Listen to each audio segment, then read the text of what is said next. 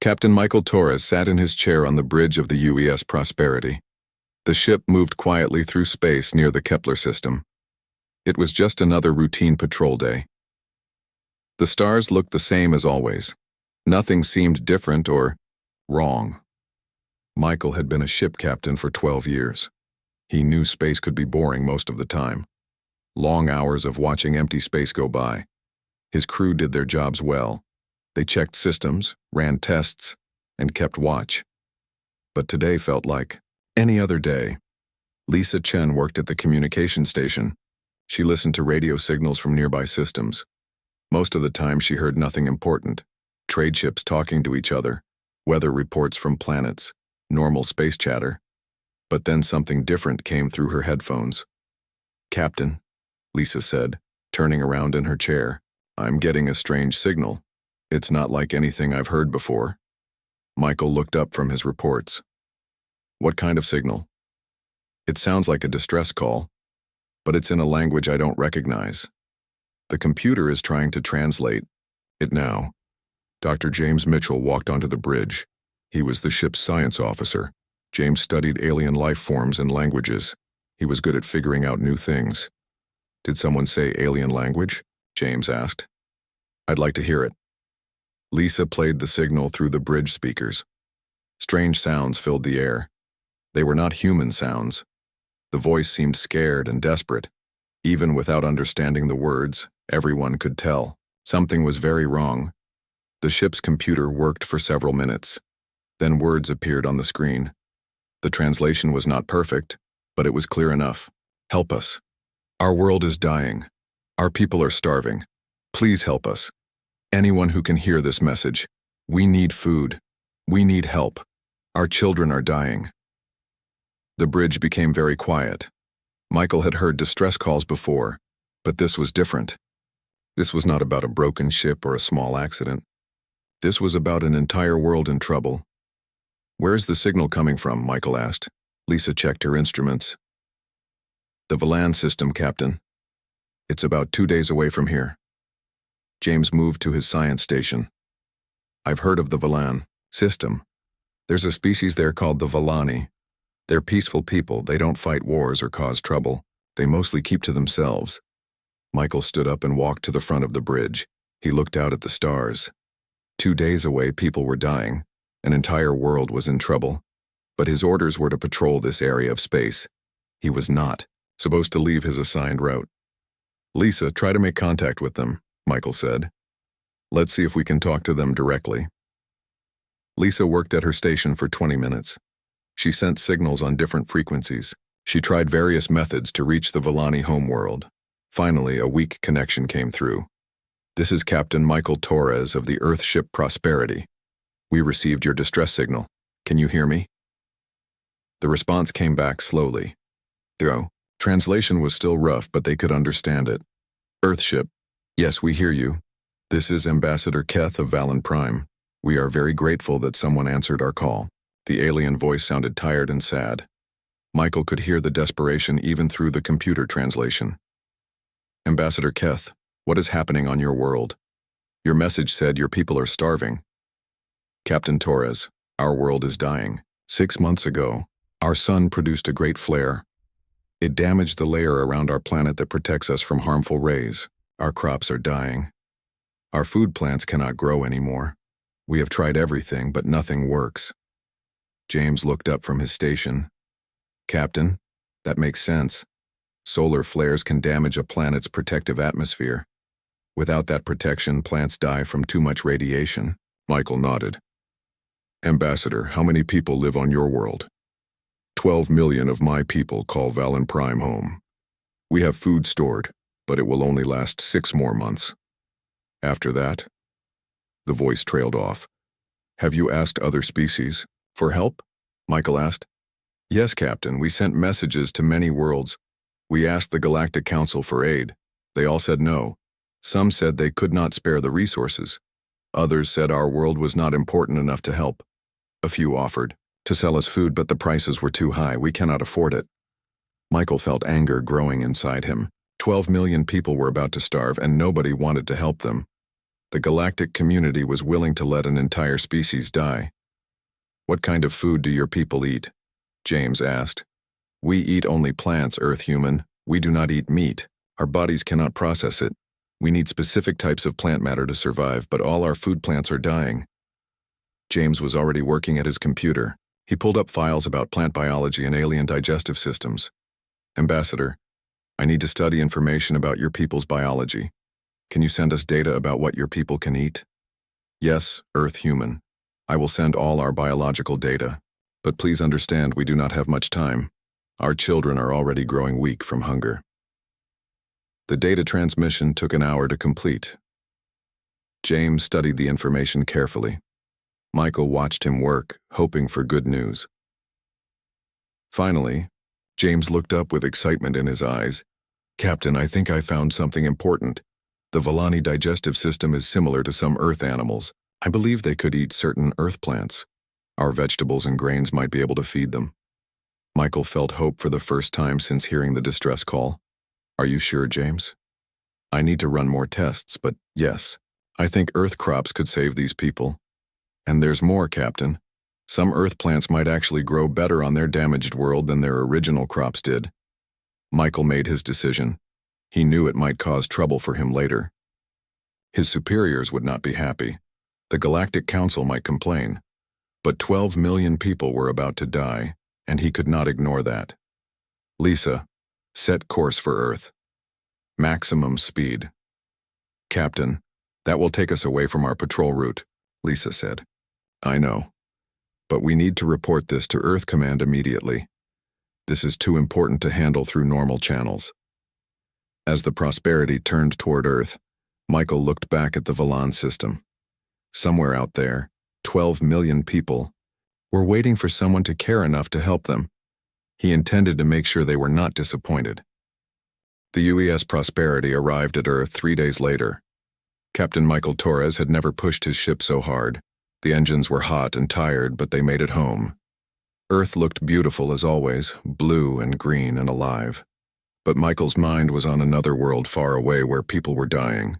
Admiral Sarah Rodriguez received Michael's emergency message while she was having breakfast. She read it twice, then called an immediate meeting. Within 2 hours, the most important people on Earth were gathering in the emergency council chamber. The room was large and round with a big table in the center. Admiral Rodriguez sat at the head. To her right was Secretary of Agriculture Robert Kim. He knew everything about growing food and feeding people. Dr. Emily Foster from the Terraforming Division sat across from him. She was an expert at making dead worlds come alive again. General David Park controlled all of Earth's supply ships and cargo vessels. If they were going to send help to another world, he would have to make it happen. There were others in the room too. Scientists, politicians, and military officers. All of them looked serious. "Ladies and gentlemen," Admiral Rodriguez began, "we have a situation. Captain Torres will explain." Michael stood up and activated the wall screen. Pictures of the Volani appeared. They looked like tall, thin humans with pale green skin and large eyes. They seemed gentle and peaceful. 12 million Volani are going to starve in 6 months, Michael said. Their world was damaged by a solar flare. All their crops are dying. They asked the galactic community for help. Everyone said no. The room was quiet for a moment. Then Councilman Marcus White spoke up. He was older and always worried about money and resources. "Captain Torres, I understand this is tragic, but we cannot save every species in the galaxy. We have our own problems, our own people to feed. Why should we spend billions of dollars on aliens who offer us nothing in return?" Dr. Foster leaned forward. "Marcus, it's not about money. It's about doing what's right. These people are going to die if no one helps them, and that's sad," Marcus replied. "But Earth first. We have homeless people in our cities. We have hungry children in some countries. Shouldn't we help them before we help aliens?" Robert Kim had been quiet, but now he spoke. "We can do both, Marcus. Earth produces enough food to feed 20 billion people. We waste more food every day than most planets use in a month. We have plenty to share." General Park was looking at his tablet, running numbers. The logistics would be massive. We would need at least 10 cargo ships, maybe more. The fuel costs alone would be enormous, and we would have to modify everything for alien biology. Dr. Foster stood up and walked to the screen. I've been studying the data Captain Torres provided. This is actually an incredible opportunity. The Volani world has rich soil and plenty of water. With the right plants, we could not only feed them but restore their entire ecosystem. How? Admiral Rodriguez asked. Earth plants are tough. Some of them actually like radiation better than normal sunlight. We could send seeds that would grow faster and stronger on their damaged world than their original crops ever did. In 5 years, their world could be more fertile than it was before the solar flare. Marcus shook his head. You're talking about terraforming an entire planet. The cost would be incredible. And for what? So we can have 12 million alien friends? For what? Dr. Foster's voice rose. For saving 12 million lives. For showing the galaxy that humans care about more than profit and power. For proving that intelligence means helping others, not just helping yourself. Admiral Rodriguez had been listening carefully. She had fought in 3 wars and seen terrible things, but she had also seen the best of humanity. She knew what kind of species humans really were. Dr. Foster, how long would it take to prepare the right seeds and equipment? If we start immediately, we could have everything ready in 2 weeks. We have seed banks with millions of varieties. We could select the best ones for their world and modify them if needed. General Park looked up from his calculations. We would need the UES Harvest Moon as the lead ship. She's our biggest agricultural transport, plus 11 more cargo vessels. I can have them ready in 10 days if we work around the clock. What about crew? Admiral Rodriguez asked. I volunteer to lead the mission, Captain Michael Torres said immediately. General Park nodded. We'll need Captain Maria Santos to command the Harvest Moon. She's our best agricultural transport captain. Plus we'll need farmers, scientists, engineers, and medical staff. Maybe 500 people total. Robert Kim was already making notes. I can select the seed varieties tonight. Wheat, rice, corn, soybeans, vegetables. We'll send enough to plant 1 million acres in the first wave. If it works, we can send more. Councilman Marcus stood up. You're all crazy. The Galactic Council will be furious. Other species will see this as interference. We could make enemies across the galaxy, all for a species that can't even defend itself. Good, Admiral Rodriguez said quietly. Let them be angry. Let them see what humans do when people are in trouble. We don't ask what we can get in return. We don't calculate profit and loss. We just help. The debate continued for 2 more hours. Charts and graphs filled the screens. Costs were calculated. Risks were discussed. Some council members worried about alien diseases. Others feared political problems with other species. But in the end, the vote was not close. 15 council members voted to approve the mission. Only 3 voted against it. Admiral Rodriguez stood up. The mission is approved. Operation Green Bridge is now active. General Park, I want those ships ready in 1 week, not 10 days. Dr. Foster, you're in charge of plant selection and modification. Captain Torres, you'll serve as our diplomatic liaison with the Volani. The room erupted in activity. People were making phone calls, sending messages, and running to different departments. The biggest humanitarian mission in human history was beginning. Over the next week, Earth became a giant anthill of activity. In laboratories around the world, scientists worked day and night to prepare seeds. They tested thousands of plant varieties. They modified genetics to make crops that could survive on a damaged world. In shipyards, engineers loaded massive cargo holds with farming equipment. Tractors, irrigation systems, greenhouses, and processing plants.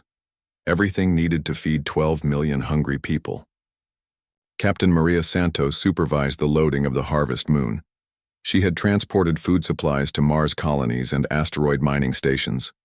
But this was different. This time, an entire species depended on her. Dr. Kevin Liu joined the mission as the chief agricultural expert. He had spent his career developing crops for harsh environments. The Volani world would be his greatest challenge. On the last day, President Anna Johnson visited the fleet. She walked through the cargo holds filled with seeds and equipment. She talked to the crew members who were volunteering for the dangerous mission. You represent the best of humanity, she told them. You're showing the galaxy what we really are. Not conquerors or traitors, but helpers. Not a species that takes, but a species that gives. As the 12 ships prepared to launch, crowds gathered to watch. News cameras broadcast the event across Earth and to human colonies everywhere. Children held signs wishing the fleet good luck. Families of crew members waved goodbye. The harvest. Moon lifted off first, followed by 11 cargo vessels. They rose into space carrying hope for a dying world. Behind them, Earth continued its daily life. But something had changed. Humanity had made a choice about who they wanted to be in the galaxy, and that choice was to never let anyone starve alone. The human fleet arrived at Valen Prime 2 weeks after leaving Earth. Captain Maria Santos looked through the viewing port of the Harvest Moon and saw a world in trouble. The planet was brown and gray, where it should have been green. Dead fields stretched across continents that once grew food for millions. Commander Jake Thompson led the advance team down to the planet's surface. He had volunteered for the most dangerous job. Nobody knew if humans could breathe the air or walk safely on Valani ground. His small ship landed near the capital city where Ambassador Keth was waiting. Jake stepped out of his ship wearing a protective suit. The Valani leader was taller than expected, almost 7 feet high. His green skin was pale and his large eyes showed both hope and fear. Around them, other Valani watched from a distance. "Welcome to our world, Commander Thompson." "Ambassador," Keth said through a translator device. "We are grateful beyond words that you came." Jake looked around at the city. The buildings were beautiful, but empty. Streets that should have been full of people were nearly deserted. "How bad is it, Ambassador?" "Worse than we told you. Our people are not just hungry. The lack of food is making us sick. Our children cannot grow properly. Our adults are becoming weak. Some of the elderly are already dying." Dr. Kevin Liu arrived on the second ship with boxes of seeds and small equipment. He was excited to start testing, but what he saw made him sad. This was not just about growing food. This was about saving a dying civilization. "Ambassador Keth, I need to see your soil and test our seeds immediately," Dr. Liu said. "We brought many different types of plants. Some should work even in damaged ground." They traveled to what had been the largest farm on Valen Prime. The fields were empty except for dead plants. The soil looked sick and gray. But Dr. Liu was not discouraged. He had seen worse conditions on Mars and the asteroid colonies. "The soil still has nutrients," he told Jake. "It just needs the right plants to bring it back to life. Some Earth plants actually clean soil while they grow." Dr. Liu planted test seeds in 100 small plots: wheat, corn, soybeans, rice, and vegetables. Each plot got different treatments. Some got earth fertilizer, others got special bacteria that helped plants grow. All of them got careful attention. While Dr. Liu worked with plants, Chief Engineer Tony Miller faced bigger problems. The radiation from the damaged atmosphere was dangerous for humans. They needed protection to work outside for long periods. The equipment they brought from Earth was not designed for these conditions. "We need better shielding," Tony told Commander Thompson. "Our people can work for 2 hours, then they need 4 hours inside protective shelters. At this rate, it will take years to set up farming equipment across the planet." But Tony was not easily defeated. He was famous for solving impossible problems. He started building radiation shields using materials from the ship and local resources. His team worked day and night to create safe working conditions. The biggest surprise came from the Valani themselves. Not all of them wanted human help. A group led by an older Valani named Vesh believed that accepting alien food was wrong. They thought it would destroy their culture and traditions. "Our ancestors grew food from this soil for 1,000 generations," Vesh told a gathering of worried Valani. "Now we abandon our ways for alien plants. What will we become if we lose who we are?" Ambassador Keth found himself caught between saving his people and keeping them united.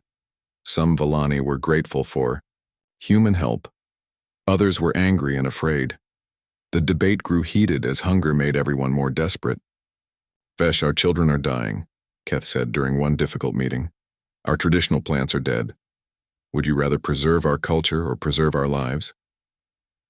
What good are our lives if we lose our souls? Vesh replied. These humans will make us dependent on them. We will become their servants instead of free people. Dr. Liu tried to help by learning about Villani culture and food traditions. He studied their recipes and cooking methods. He wanted to show that earth plants could be prepared in traditional Villani ways. Look, he told a group of doubtful Villani farmers. Your people always made a dish called grain cakes from your native wheat. Our earth wheat can be prepared exactly the same way. Same recipe, same taste, just different plants. Some Villani were convinced, but others remained suspicious. The division was causing problems just when unity was most needed. 3 weeks after the first seeds were planted, Dr. Liu got his answer. The test plots showed amazing results. Earth wheat was growing twice as fast as normal. The corn was already 6 inches tall. Rice plants were thriving in areas where nothing had grown for months. It works, Dr. Liu told Commander Thompson excitedly. Not only do the plants grow, they grow better here than on Earth. The radiation that killed Villani crops actually helped some Earth plants grow faster. The news brought hope to desperate people. Even some of Vesh's followers began to change their minds when they saw green plants growing in dead soil. But the real test came when the first crops were ready to harvest. Dr. Liu worked with Villani scientist Neth to prepare the food safely. They had to be sure it would not make anyone sick. Ambassador Keth volunteered to be the first to try Earth food. The entire planet watched as he ate bread made from human wheat. Then he waited. 1 hour, 2 hours, 6 hours. I feel strong, he announced. Stronger than I have felt in months. This food is good for our people. The first public meal was held in the capital city. Hundreds of Villani came to try Earth vegetables and grains. Children who had been weak and hungry smiled as they ate their first full meal in months. Dr. Emily Foster arrived from Earth to see the results. She watched Villani families sharing meals made from Earth crops. She saw dead fields beginning to turn green again. She saw hope returning to a world that had almost given up. This is just the beginning, she told the human team.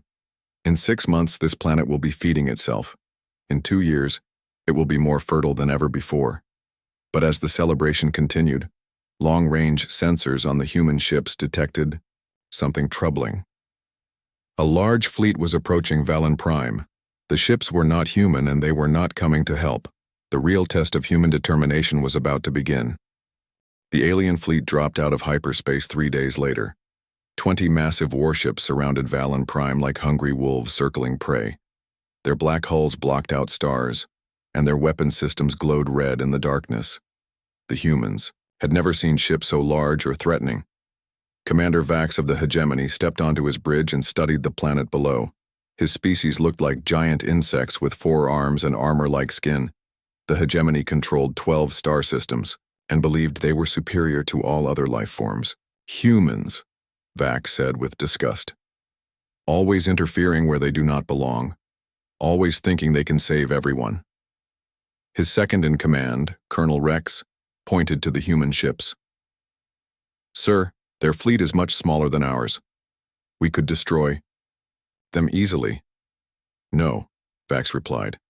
The Galactic Council wants this handled diplomatically first. We will give them a chance to leave voluntarily. Then we will force them to leave. On the Harvest Moon, Captain Maria Santos received an incoming message. The voice that came through the translator was cold and mechanical.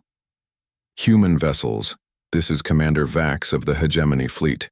You are operating in violation of galactic law. You will cease all activities immediately and withdraw from this system. Captain Torres, who had been working with the Villani farmers, rushed back to his ship. Commander Vax, this is Captain Torres. We are conducting a humanitarian mission. These people are starving. We are not violating any laws. Human, you are interfering in the natural development of a species. The Galactic Council has strict rules about this. You cannot simply choose which species live and which species die. We're not choosing who dies, Torres replied angrily. We're choosing who lives. There's a difference. Ambassador Keth was terrified when he learned about the Hegemony fleet. His people had no weapons and no way to fight. If the humans were forced to leave, the Volani would die. Captain Torres, Keth said during an emergency meeting. My people cannot survive without your help, but we also cannot fight the hegemony. What can we do? Council Representative Quinn arrived on Commander Vax's flagship the next day. He was from a species that looked like tall, thin humans with blue skin and no hair. The Galactic Council used Quinn to handle difficult situations. Commander Vax, the Council has decided, the humans must stop their interference immediately. This sets a dangerous precedent. If every species starts helping every other species, it will disrupt the natural order of the galaxy. But Captain Torres was not giving up easily. He requested a diplomatic meeting with all parties. The meeting was held on a neutral space station between the two fleets. Torres brought Dr. Liu and Ambassador Keth with him. Commander Vax came with Council Representative Quinn and several hegemony officers. The meeting room was tense and cold. Gentlemen, Torres began, 12 million people are about to die. We have the ability to save them. How is that wrong? Quinn answered first. Captain, the galaxy has rules. Species must develop naturally. They must solve their own problems. If everyone starts interfering, chaos will result. Chaos? Dr. Liu spoke up. We're preventing chaos. We're stopping the complete destruction of an entire civilization. Commander Vax leaned forward. Dr. Liu, your species is young and naive. You think you can save everyone. But the galaxy is not a charity organization. Resources are limited. Worlds must compete to survive. Why? Ambassador Keth asked quietly. Why must we compete instead of cooperate? Why can't advanced species help less advanced ones? Because that is not how evolution works, Quinn replied. Strong species survive. Weak species die. That is natural law. Torres felt his anger growing. Natural law? You're talking about 12 million people like they're animals in a nature documentary. They're intelligent beings with families and dreams and hopes. The meeting continued for hours without progress. The hegemony and the council refused to change their position. The humans refused to abandon the Volani.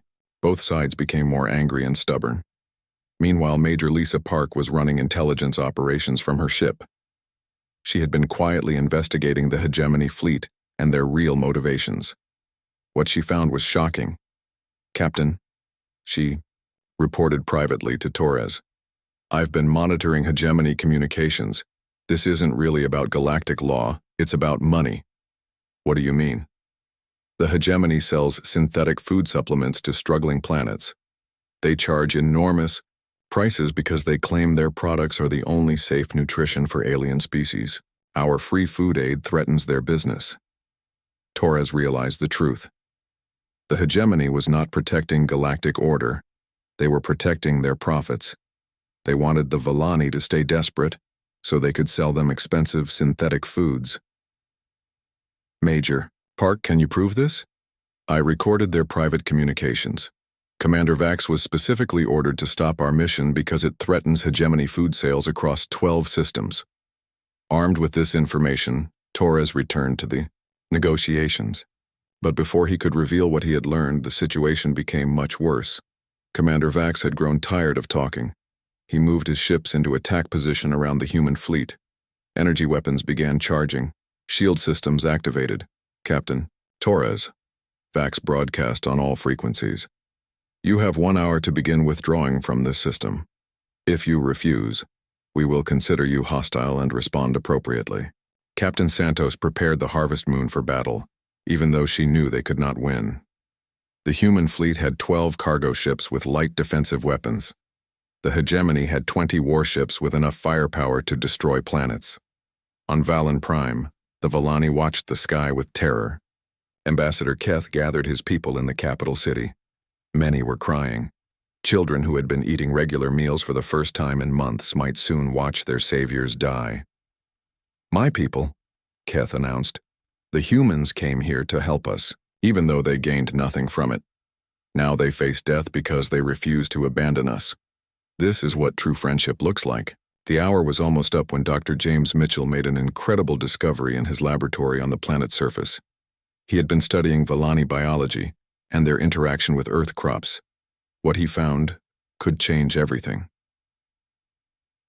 "Commander Thompson," Mitchell called excitedly on his radio. "I need to speak to Captain Torres immediately. I've discovered something that could save us all." "What is it, James?" "The Volani don't just eat our crops. Their digestive system creates special compounds that can heal damaged atmospheres. They're not just surviving on our food, they're creating a biological process that can restore any damaged planet in the galaxy." Thompson realized what this meant. The Volani were not just another struggling species. They were the key to saving damaged worlds throughout the galaxy. Every species with environmental problems would need their help.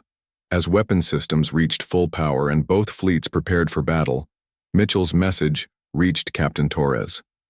The information could save the Volani, but only if Torres could convince everyone to stop fighting long enough to listen. Time was running out and the fate of two species hung in the balance. Captain Torres had 30 seconds left before Commander Vax opened fire. The hegemony weapons were fully charged and aimed at human ships.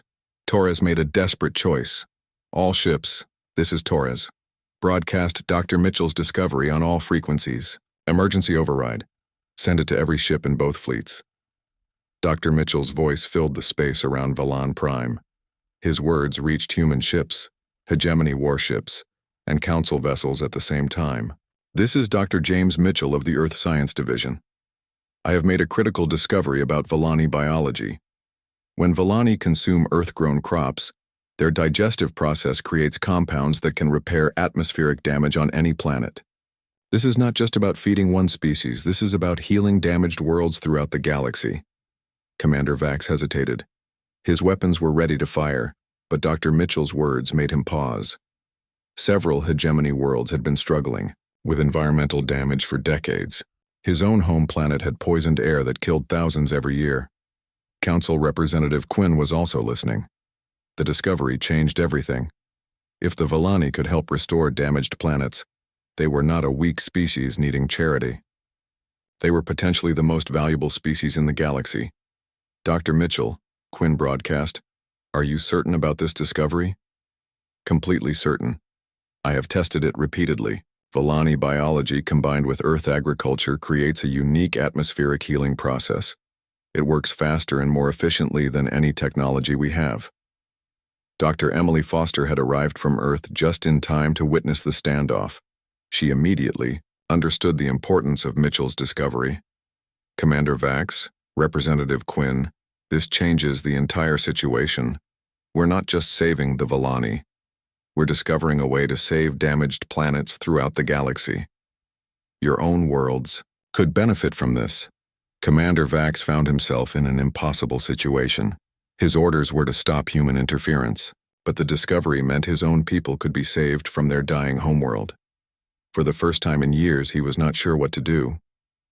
"Dr. Foster, how do we know this is not human deception?"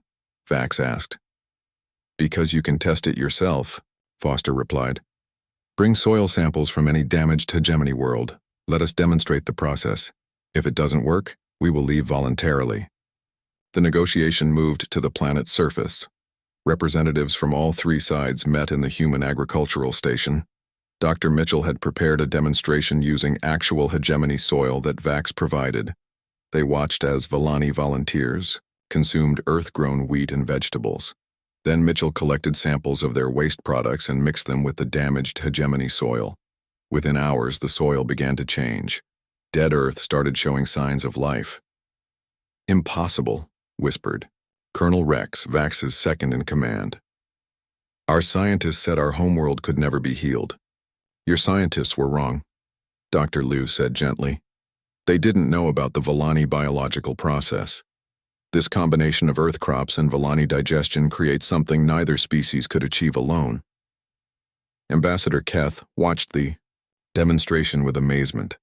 "Dr. Mitchell, are you saying my people are not just being saved? We can actually help save others?" "Exactly, Ambassador. Your species has a unique gift. Combined with human agricultural knowledge, you can restore any damaged planet. You're not charity cases. You're partners in healing the galaxy." The political implications were staggering. Council Representative Quinn realized that the Galactic Council's opposition to human aid was now completely wrong. The Volani were not weak dependents. They were the key to solving environmental problems across dozens of worlds. Commander Vax, Quinn said formally, I am officially reversing the Council's position. This humanitarian mission is now classified as a critical scientific partnership. Human aid to the Volani is hereby approved and encouraged. But Commander, Vax was still struggling with his orders and his conscience. His superiors had sent him to stop human interference, not to approve it. Yet his own homeworld was dying, and these humans might have found the cure. The decision was taken out of his hands by an emergency alert from space. The monitoring stations detected a massive solar flare heading toward Valen Prime. It was even larger than the one that had damaged the planet months earlier. All ships, this is Admiral Rodriguez aboard the UES Liberty, came a new voice. We have detected an incoming solar event. All vessels and ground personnel are in extreme danger. We have less than 6 hours to evacuate or find adequate shelter. Admiral. Rodriguez had arrived from Earth with reinforcements, but now everyone was in danger. The solar flare would cook any ship caught in open space. It would also sterilize the planet's surface, killing anyone not properly protected. Commander Vax, Torres broadcast, we need to work together. Neither of our fleets can evacuate everyone in time. We need to coordinate our shield systems to protect the planet. For the first time, Vax felt uncertain. His entire career had been built on hegemony, superiority, and independence. But facing a solar flare that could kill everyone, cooperation seemed like the only option. Captain Torres, what do you propose? Our ships have different shield technologies. If we link them together, we might be able to create a protective barrier around the planet. Your ships have stronger generators. Ours have more precise control systems. Dr. Foster was already running calculations. It could work, but we need every ship. Human vessels, hegemony warships, even the Council diplomatic ships, everyone has to contribute. The next few hours were chaos. Engineers from 3 different species worked together to link their shield systems. Language barriers slowed communication. Different technologies had to be made compatible. Time was running out. Chief Engineer Tony Miller found himself working alongside hegemony technicians he had considered enemies hours earlier. Your power couplers are actually better designed than ours, he admitted to a 4-armed engineer named Klex. Your control systems are more precise than anything we have built, Klex replied. Perhaps our species could learn from each other. On the planet's surface, Volani families huddled in underground shelters while humans and aliens worked above them to save their world. Ambassador Keth helped coordinate the evacuation of remote settlements. Everyone was working together regardless of species or previous conflicts. The solar flare hit Valen Prime exactly as predicted. The combined shield network held for the first hour, then began to strain. Power levels fluctuated wildly. Some sections nearly failed completely. We're losing. Grid 7, shouted Major Park from her monitoring station. Redirecting power from Hegemony Ship 4, replied Commander Vax, working alongside the humans he had been ready to destroy. For 12 hours, the combined fleet held their protective barrier around Valen Prime. Ships that should have been fighting each other instead shared power and technical expertise. Species that had never cooperated were suddenly partners in survival. When the solar flare finally passed, everyone was exhausted but alive. The planet had been protected. The orbital stations were intact. Not a single life had been lost. Commander Vax looked at the human and Volani crews who had worked beside his people. Enemy had become ally in the span of a day. Competition had become cooperation, and somehow that felt right. Captain Torres, Vax said over the communication system, the hegemony officially requests permission to join this humanitarian mission. Our worlds need what the Volani can provide. And perhaps we need to learn what humans already know about helping others. As the crisis ended, 3 species found themselves bound together by something stronger than treaties or laws. They were bound by the simple truth that survival was easier when everyone worked together. The galaxy was about to learn a new way of thinking. 6 months later, Valen Prime looked like a completely different world. Green fields stretched across continents that had been brown and dead. Rivers ran clean and full. The sky was clear blue instead of the sick yellow it had been when the humans first arrived. Captain Michael Torres stood on a hill overlooking the new farmlands. Villani families worked alongside human agricultural experts, harvesting crops that were bigger and healthier than anything grown on the planet before. Children who had been starving were now strong and laughing as they played in the fields. "It's hard to believe this is the same world," said Ambassador Keth, walking up beside Torres. The Villani leader looked healthy and happy for the first time since Torres had met him. "6 months ago, we were preparing to die. Today, we're teaching other species how to live." The transformation had been incredible. Dr. Liu's agricultural program had not only ended the famine but created the most productive farming system in the galaxy. The combination of earth crops and Villani biology was producing food and atmospheric healing compounds at amazing rates. "Ambassador," Torres said, "I have news from Earth. The Galactic Council has officially recognized the Human-Villani Agricultural Partnership. We're going to expand the program to 12 other worlds." Keth smiled, which was a beautiful sight on a Villani face. "Our people are honored to help. We remember what it feels like to be hungry and desperate. We never want any species to experience that again." Dr. Emily Foster had established the first interspecies agricultural institute in the Yao, new capital city. The building was designed by architects from 4 different species, combining human functionality with Villani aesthetics and hegemony durability. Scientists from dozens of worlds came to study the new farming techniques. Dr. Foster called Dr. Resch a young Villani scientist. "The soil samples from the Centauri colonies show excellent progress. The atmospheric healing compounds are working even faster than we predicted." "Wonderful news, Resch. What about the samples from the hegemony homeworld?" "Even better. Commander Vax says their air quality has improved 30% in just 2 months. Children there are breathing easily for the first time in decades." The partnership with the hegemony had been the biggest surprise of all. Commander Vax had returned to his homeworld expecting punishment for cooperating with humans. Instead, he found himself promoted to admiral and put in charge of the new hegemony restoration fleet. "Torres," came Vax's voice over the communication system, "I have a proposal for you. The Hegemony Council wants to establish a joint base with humans and Villani. We want to help spread this agricultural program throughout the galaxy." Torres was amazed by how much Vax had changed. The proud warrior who had threatened to destroy them was now one of their strongest supporters. "Admiral Vax, Earth would be honored to work with the Hegemony. What did you have in mind?" "A permanent fleet, human agricultural expertise, Villani biological processes, and hegemony transportation and protection. We could respond to agricultural emergencies anywhere in the galaxy within days instead of months." The idea was brilliant. Each species contributed what they did best. Humans provided farming knowledge and equipment. Villani provided the biological processes that healed damaged worlds. The hegemony provided fast ships and security for dangerous missions.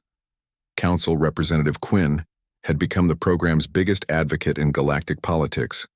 He had seen what cooperation could accomplish and wanted to expand it across all galactic institutions. "Captain Torres," Quinn announced during a council session, "the Galactic Council formally apologizes for our initial opposition to your humanitarian mission. We were wrong. We have voted unanimously to support expansion of agricultural aid programs throughout the galaxy." General David Park arrived from Earth with the biggest supply fleet ever assembled. 15 massive cargo ships carried seeds, equipment, and volunteers to help establish farming programs on 8 different worlds simultaneously. "Torres," Park said as they watched ships unload supplies, "Earth Command has approved your promotion to Admiral. You'll be in charge of the new Galactic Humanitarian Division. Your job is to make sure no one in this galaxy ever starves again." The ceremony was held in the same field where Dr. Mitchell had first tested Earth crops in Villani soil.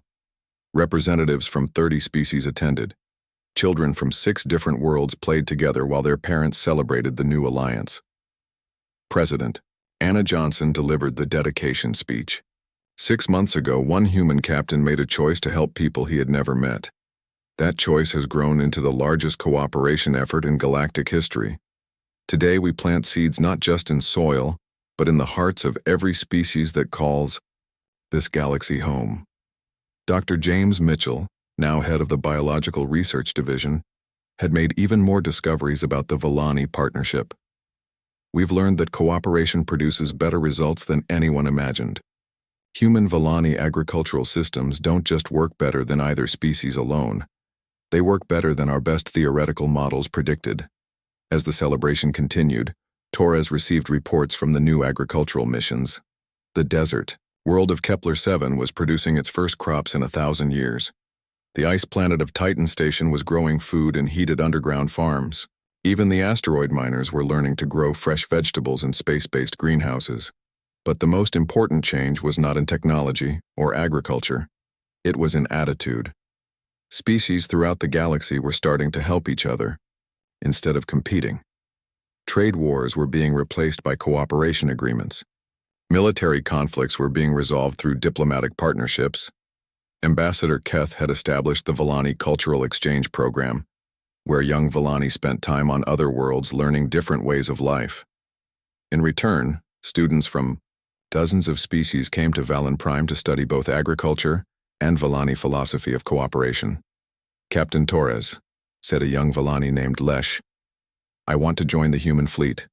I want to help bring food to hungry people throughout the galaxy." "Lesh, you don't need to join our fleet. You can start your own Villani relief ships. Each species should contribute in their own way, working together toward the same goals." The idea spread quickly. Within months, there were hegemony medical ships, Centauri engineering vessels, and Andromedan transport fleets all working together on humanitarian missions. The galaxy had discovered that helping others was not just morally right, it was practically beneficial. 2 years after the first human ships arrived at Vallon Prime, Admiral Torres stood in the same spot where he had first seen a dying world. Now he saw something completely different. Farms stretched to the horizon. Cities bustled with activity. The sky was full of ships from dozens of species, all working together. "Admiral," came a message from Captain Santos aboard the Harvest Moon, "we're ready to depart for the Omega system. Their volcanic activity has damaged their food production, and they've requested our assistance." "Understood, Captain. How many ships in the relief fleet?" 43, sir. Humans, Villani, Hegemony, Council species, and 5 others. The largest humanitarian fleet ever assembled." Torres smiled as he watched the ships prepare for departure. Each vessel carried food, equipment, and hope to people who needed help. But they also carried something more important: proof that different species could work together to solve any problem. Ambassador Keth joined him for the launch ceremony. The Villani leader was now also the director of the Galactic Aid Coordination Center. "Torres, do you ever think about how this all started? One distress signal, one captain who decided to care, one species willing to help another." "I think about it every day, Keth. And I think about how much more we can accomplish. This is just the beginning." As the relief fleet departed for their next mission, children from 6 different species played together in the fields below. They spoke different languages and had different colored skin, but they shared the same dreams. Dreams of a galaxy where no one went hungry, where cooperation was stronger than competition, and where helping others was not just possible but expected. The seeds that had been planted on Vallon Prime had grown into something beautiful. Not just crops that fed the hungry, but ideas that fed the soul. The galaxy had learned that the greatest strength was not in conquering others, but in lifting them up. And somewhere in space, more distress signals were being answered by fleets of ships carrying food, hope, and the simple message that no one in this galaxy would ever have to face tomorrow, hungry and alone. The human dream of universal compassion had taken root among the stars, and it would continue growing for generations to come.